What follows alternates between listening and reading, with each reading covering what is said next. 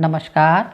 आज मैं आपको उन बच्चों के विषय में बताऊंगी जो बच्चे अक्सर सर्दियों में रात को बिस्तर गीला कर देते हैं। तो देर के बिना वीडियो को स्टार्ट करते हैं।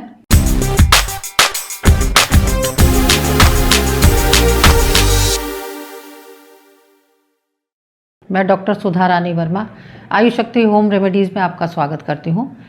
तो अभी मैं आपसे बात कर रही थी उन बच्चों के बारे में जो रात को अक्सर बिस्तर में पेशाब कर देते हैं।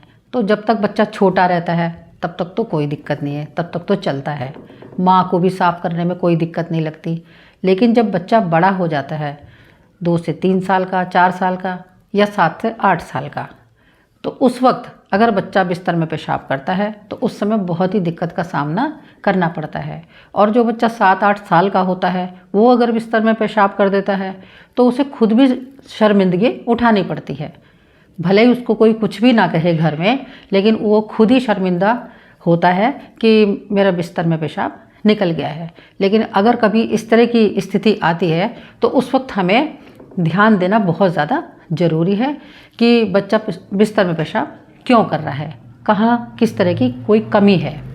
वैसे तो इस परेशानी से छुटकारा पाने के लिए अक्सर जो पेरेंट्स हैं वो डायपर पहना देते हैं, क्योंकि डायपर आजकल हर नाप के मार्केट में मिलते हैं। तो डायपर पहना देते हैं, लेकिन डायपर पहनाना इसका हल नहीं है। हमें बच्चे के ऊपर इस बात पर ध्यान देना ज़रूरी है कि वो पेशाब क्यों करता है।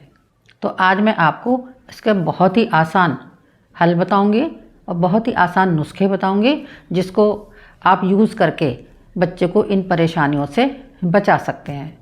तो जो बच्चा छोटा होता है 2-3 साल का या 4 साल का होता है, अगर वो उस वक्त बिस्तर में पेशाब करता है तो इसके लिए मैं एक बहुत ही आसान सा उपाय बता रही हूँ। तो वो नुस्खा है कि 1 अखरोट की गिरी आपको लेनी है और 5 किशमिश लेनी है, और उसको हमें रात को भिगोना नहीं है, हमें बिना भीगा खिलाना है।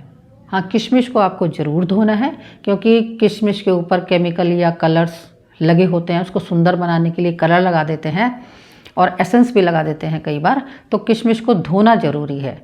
आप उसको अच्छे से धो लें और बच्चों को खाने के लिए दे दें।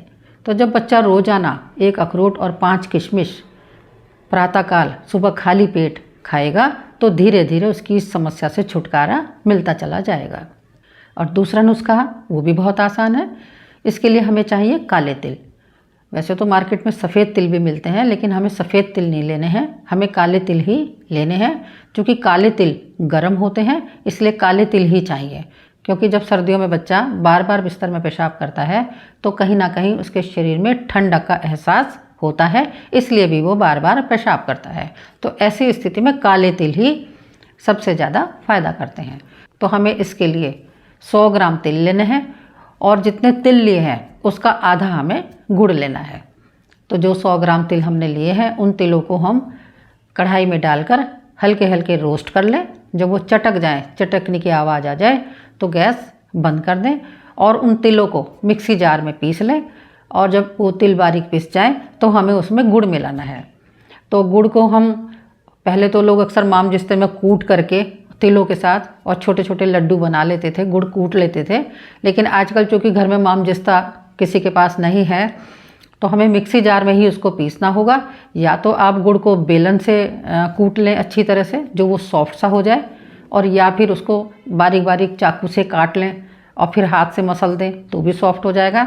या फिर टुकड़े आप मिक्सी जार में डाल दें और तिल के साथ घुमा दें, जैसे भी आपको इजी लगे। यानी हमें गुड़ को जो है वो बिल्कुल सॉफ्ट सा बनाना है, और फिर वो तिल का पाउडर मिला करके और फिर छोटे छोटे बेसन के जैसे लड्डू तैयार करने हैं। तो इसमें से 1 लड्डू सुबह हमें खाली पेट खिलाना है और 1 लड्डू रात को सोने से 1-1.5 घंटा पहले खिलाना है। तो जब आप रोज़ाना सुबह शाम लड्डू खिलाएंगे तो फिर इस तरह की समस्या, जैसे बच्चे बार बार बिस्तर में पेशाब करते हैं, वो धीरे धीरे समाप्त होना शुरू हो जाएगी। इसके अलावा कुछ प्रिकॉशंस रखने भी ज़रूरी हैं। जैसे बच्चों को अक्सर हम शाम को दूध दे देते हैं, तो आप दूध को जल्दी दीजिए। कोई भी लिक्विड चीज़ हो, चाहे पानी हो चाहे दूध हो, उसको जल्दी दे दीजिए। जैसे 3-4 बजे करीब दे दीजिए, जिससे कि वो सोते वक्त जितना भी उसको यूरिन पास हो जाए वो हो जाए, ताकि रात को फिर इस तरह की समस्या ना आए।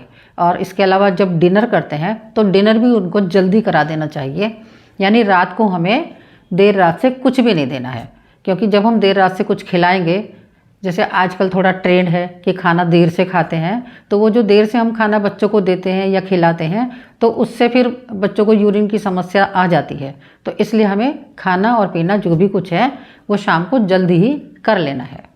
तो मुझे उम्मीद है आज की जानकारी आपके ज़रूर काम आएगी। आज की जानकारी आपके ज़रूर काम आए तो मेरी वीडियो को लाइक करें, शेयर करें और मेरे चैनल को सब्सक्राइब ज़रूर करें। नमस्कार, धन्यवाद।